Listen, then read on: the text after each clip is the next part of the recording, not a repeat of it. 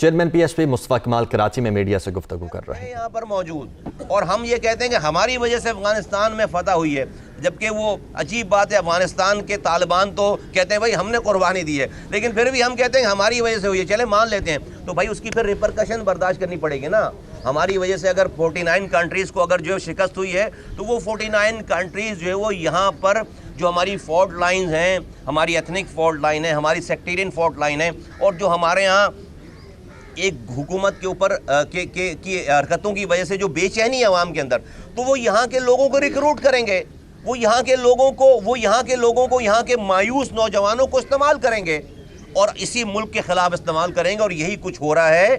آج پاکستان میں۔ اور اس کا حل کیا ہے؟ اس کا حل یہ ہے کہ گڈ گورننس۔ یہ جنگ، چونکہ آپ جنگ تو بھائی فوج اس وقت لڑے گی نا کسی فوج سے کہ سامنے کوئی فوج ہو، یہاں تو انویزیبل فورس ہے، وہ تو آپ کو نظر نہیں آ رہی، وہ تو سلیپر سیلز ان کے کام کر رہے ہیں۔ تو اس کا واحد حل پوری دنیا میں کوئی اور نہیں ہے کہ حکومت اپنے لوگوں کا خیال کرے، ان کو بے روزگاری سے بچائے، ان کو پینے کا پانی دے، ان کو رات میں بجلی دے، ان کو صبح گیس دے، ان کے بچوں کا علاج کرے، ان کے بچوں کو تعلیم دے۔ آج جو اس شہر ہے جو کہ پورے پاکستان کو پالتا ہے، نہ پینے کا پانی ہے، نہ سیوریج کا نظام ہے، نہ آپ کچرا اٹھاتے ہو، نہ آپ جو ہے رات میں بجلی دیتے ہو، صبح گیس دیتے ہو، نہ آپ 2.5 لاکھ نوکریاں دی آپ نے پچھلے 13 سالوں میں، ایک نوکری آپ نے شہر والوں کو نہیں دی۔ تو مجھے بتاؤ 3 کروڑ کا شہر ہے، کہ آپ کو چند ہزار لوگ اس شہر میں نہیں مل جائیں گے جو کہیں بھی آگ لگانے کے لیے تیار ہو، جو کہیں بھی مرنے مارنے کے لیے تیار ہو؟ مل جائیں گے نا۔ تو آپ خود ایسے ذہن پیدا کر رہے ہیں، ایسے مایوس لوگوں کو مایوس کر رہے ہیں کہ جو لوگ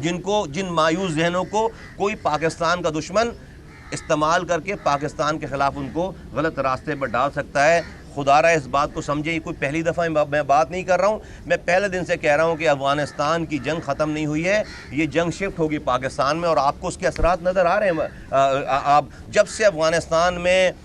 فتح ہوئی ہے طالبان کو، آپ پاکستان کے حالات اٹھا کر دیکھ، کون سا دن ہے جو بلوچستان میں جو ہے وہ کچھ نہ کچھ مسئلہ نہیں ہو رہا؟ کون سا دن ہے جو